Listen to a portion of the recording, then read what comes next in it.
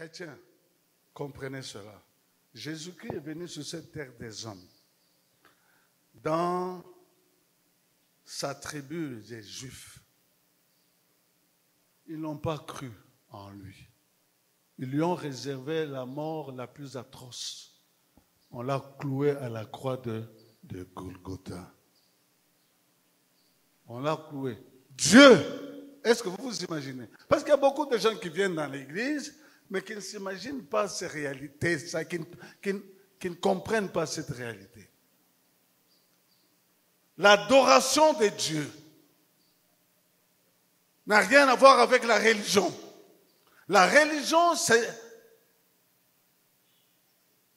le système des hommes qui se sont fabriqués pour se donner une bonne conscience, pour dire que nous sommes en relation avec le Créateur des cieux et de la terre. Je vous dis, si vous mourrez dans la religion, vous êtes complètement perdu pour l'éternité. Et pourquoi j'ai dit ça?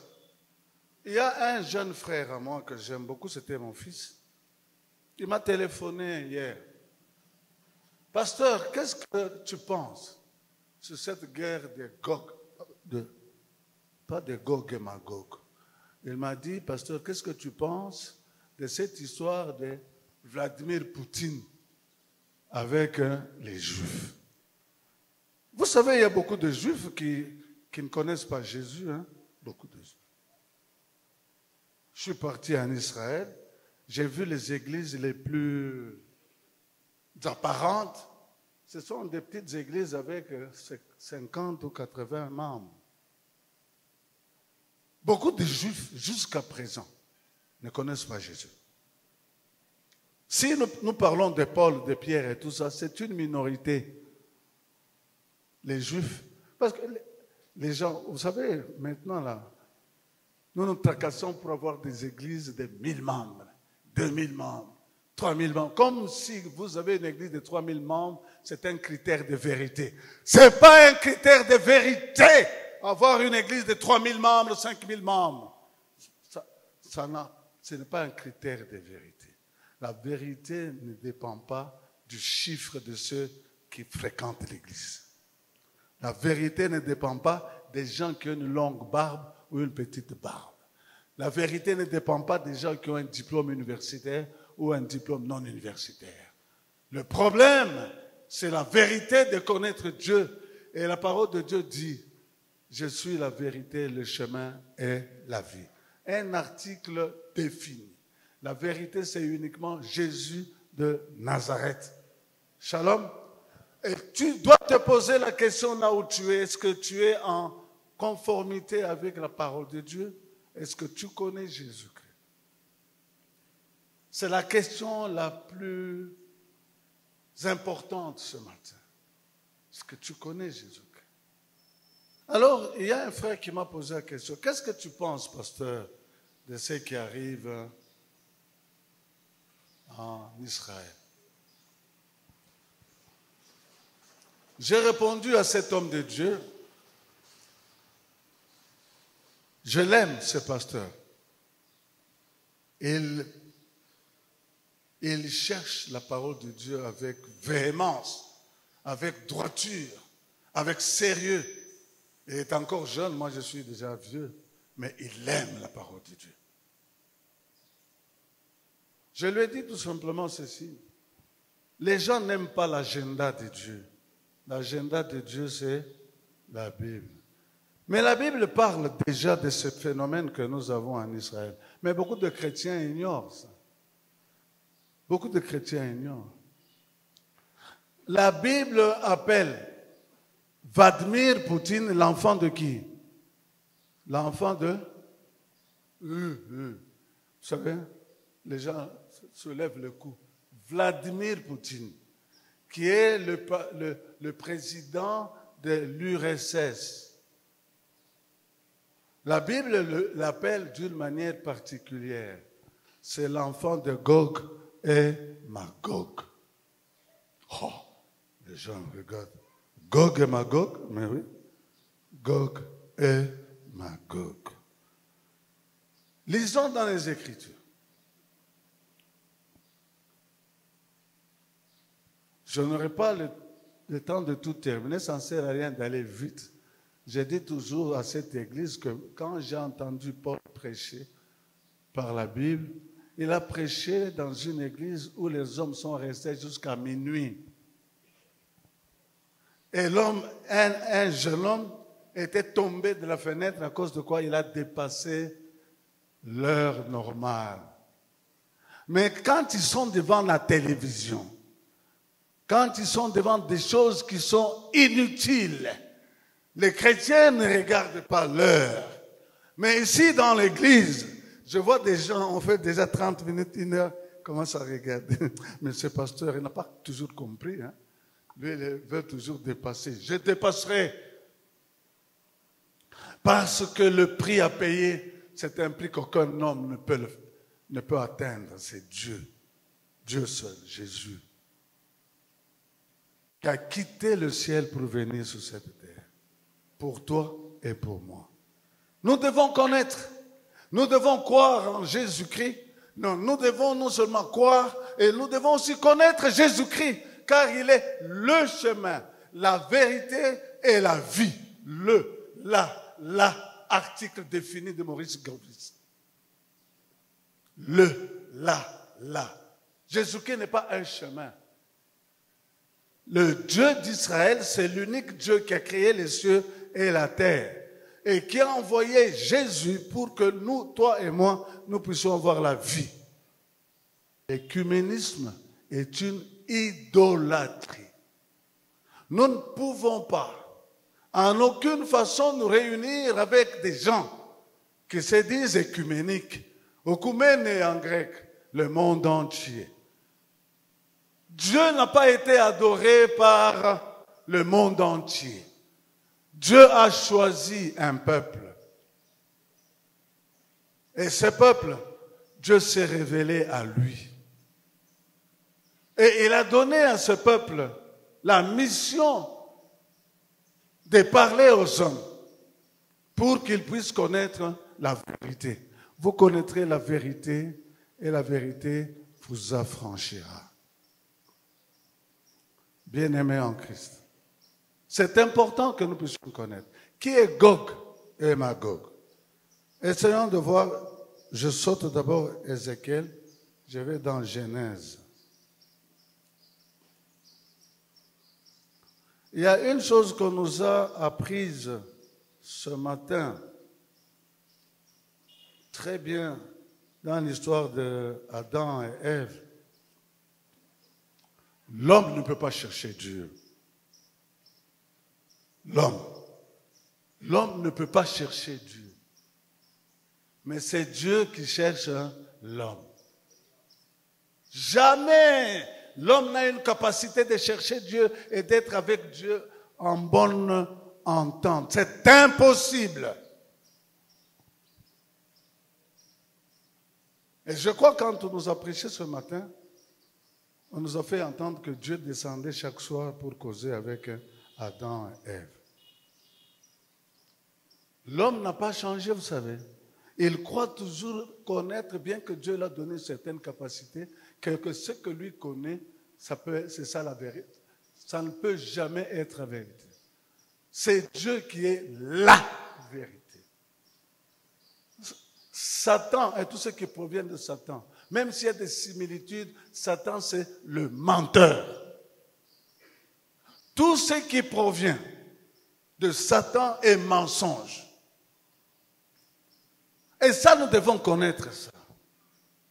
Nous devons éviter toutes ces histoires qui font semblant d'être des chrétiens. Ce n'est pas parce que nous nous mettons ensemble, nous mettons les mains en l'air que nous sommes des chrétiens. On est chrétien quand on est né de nouveau en Jésus-Christ. Quand parfois je parle comme ça, né de nouveau, les gens me regardent. Mais né de nouveau, ça te dit qu'il était parfait, non? Est-ce que moi, Moubenga, je suis parfait? Je ne suis pas parfait.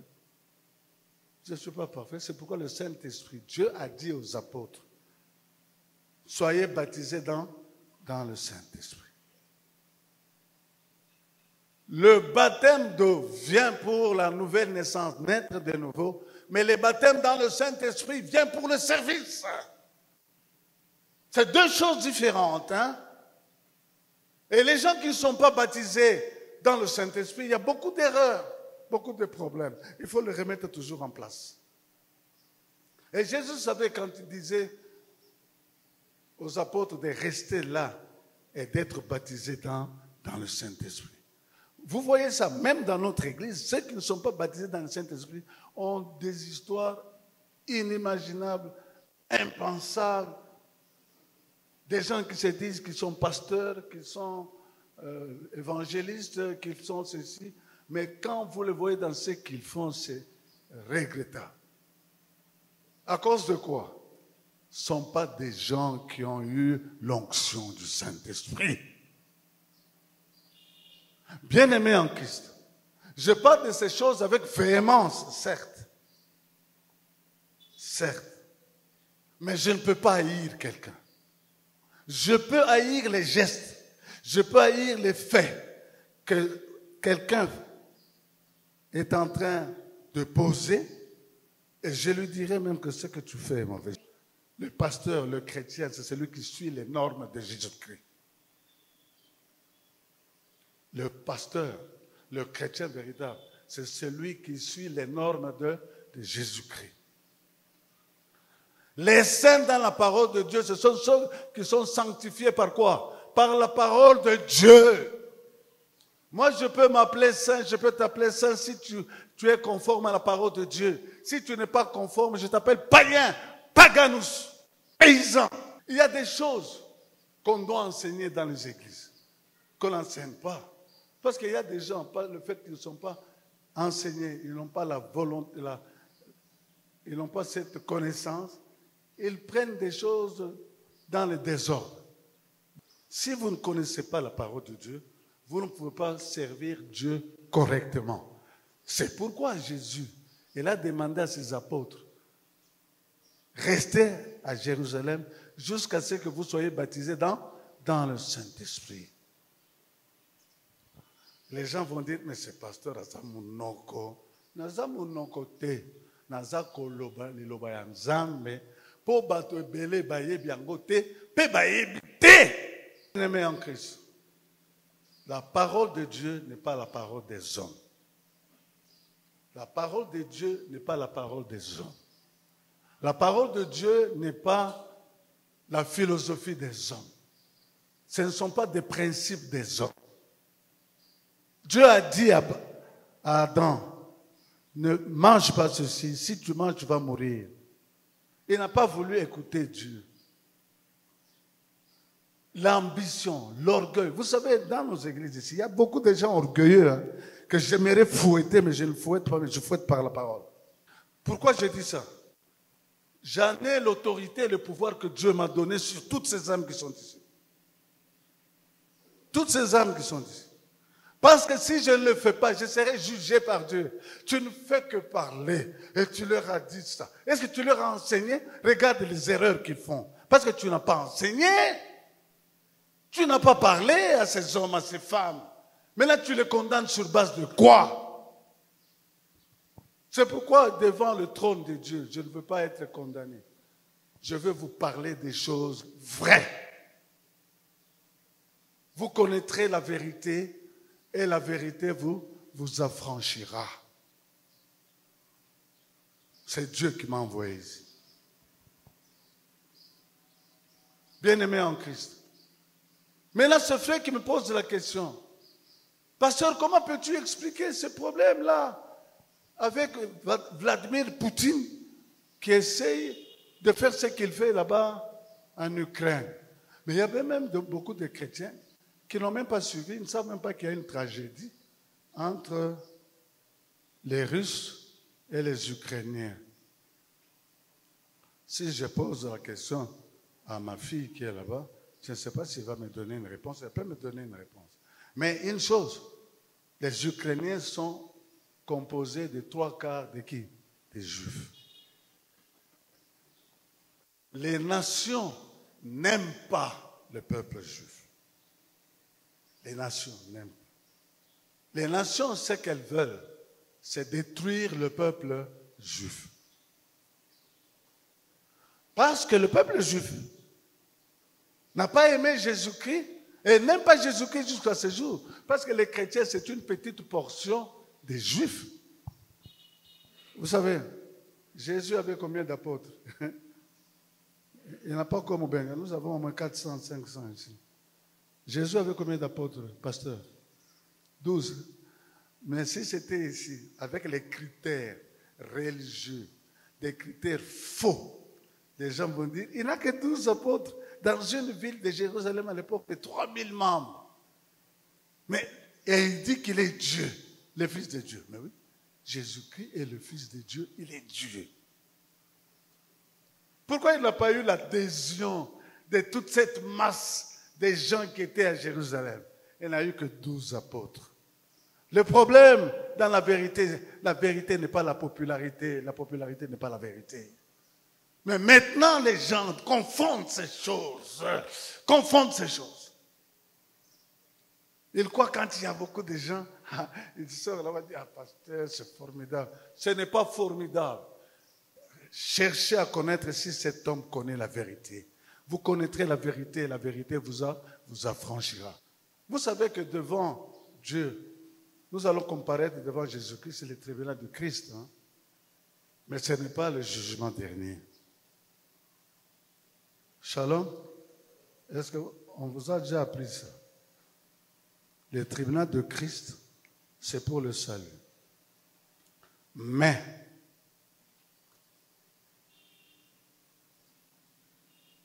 le jugement de Christ, c'est pas pour le salut, pour le mérite.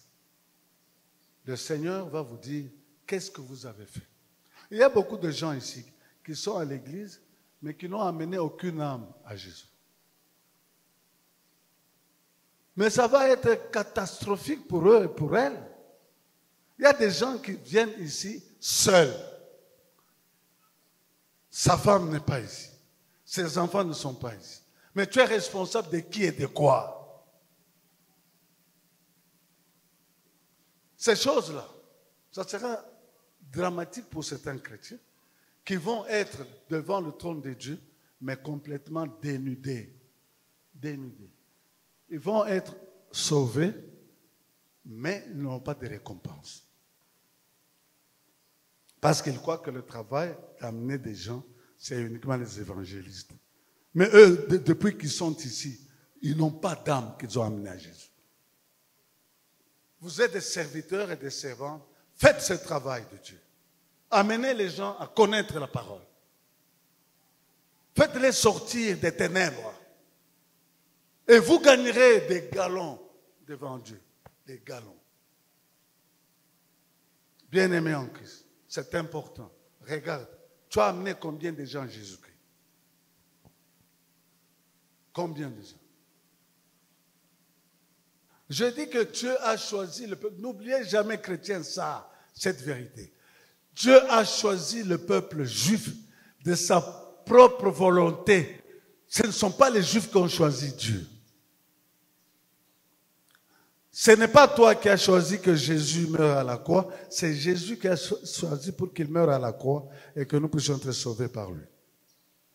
Cette vérité-là, il faut la remettre en place. L'homme n'a pas choisi Dieu. C'est Dieu qui a choisi l'homme. N'oubliez pas cela. Vous n'êtes pas dans le monde pour être du monde. Vous êtes dans le monde, mais vous n'êtes pas du monde. Chrétiens, n'oubliez jamais ça. Les lois de ce monde ne peuvent pas diriger les églises. Jésus n'est pas allé chez Ponce Pilate pour avoir la reconnaissance biblique, la reconnaissance étatique. Quand je parle de ça, les gens me regardent et disent, mais ce type ici, il vient de quelle forêt équatoriale? Je viens de la forêt équatoriale du ciel. Je parle des histoires de Dieu, pas des histoires des hommes. Les hommes ne peuvent jamais vous affranchir du péché. Les vérités humaines ne peuvent jamais vous affranchir de vérité. On ne peut pas être de la vérité si on n'est pas affranchi par Jésus-Christ. Ce n'est pas parce qu'on est président de la République qu'on ira au ciel, mes amis. Enlevez cette histoire de la tête. Enlevez cette histoire de la tête. Ce n'est pas parce qu'on est le patron de la ville de Mbuji-Mayi qu'on va aller au ciel. enlevez cette histoire de la tête. Nous venons dans l'église, ecclésia, l'assemblée, pour connaître la vérité. Vous connaîtrez la vérité et la vérité vous affranchira. Et si je dis quelque chose qui n'est pas vrai, venez me le dire. Parce que vous êtes mon frère, vous êtes ma soeur. Mais je vais vous dire une chose. Le monde n'aimera jamais l'Église. Vous savez comment l'Église a été torturée par le monde. Comment les chrétiens ont été tués. On les a mis dans les catacombes. On les a mis dans les catacombes à Rome. Vous savez comment Jésus-Christ a été crucifié comme un malfaiteur. Et quand il a été crucifié, et par les Romains, et par qui? Et par le Sanhédrin. Le Sanhédrin, c'est la cour principale de quoi? De Jérusalem. Est-ce que vous me comprenez? Parce que si je ne suis pas ivre du Saint-Esprit, je ne vous dirai pas ça. J'allais faire des rondeurs. J'allais arrondir les choses pour dire, non, vous savez, ici chez nous, il y a des gens intelligents, il y a des gens qui sont à la magistrature, il y a des gens qui sont au gouvernorat, qui sont des gouverneurs. Dans cette maison, il y a eu des gouverneurs ici et tout ça. Mais tout ça, j'ai dit ça. Pourquoi? Parce que je serai responsable devant Dieu de leurs âmes. Vous connaîtrez la vérité et la vérité vous affranchira. Le titre universitaire, politique, tout ça dans ce monde ne vous affranchira de rien. Comprenez ça. Mettez ça dans votre tête, mettez ça dans votre cœur, mettez ça en pratique. L'Église a un temps court. Un temps de combien? De 2000 ans. 1000 ans égale un jour. Un jour égale 1000 ans. Depuis que Jésus est mort à la croix, jusqu'à présent, nous avons fait pratiquement 2000 ans. Mais l'échéance de l'Église est de 2 jours sur la terre.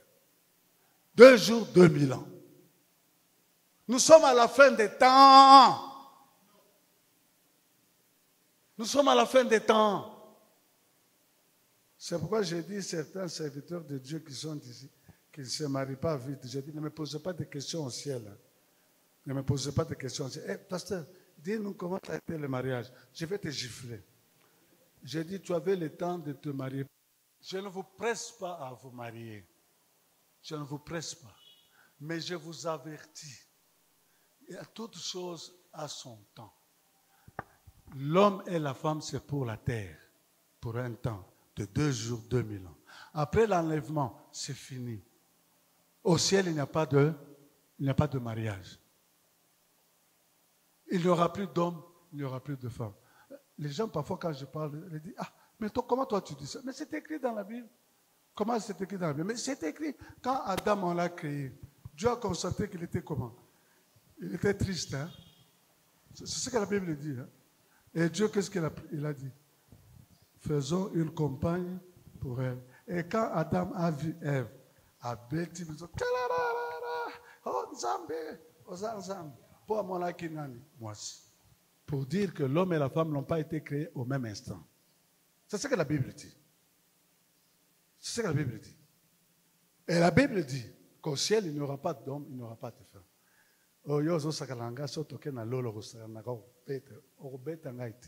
Pour moi, Shalom. On vous a dit que les anges, il y a des anges féminins et des anges masculins. Il n'y en a pas. Ils vivent, non?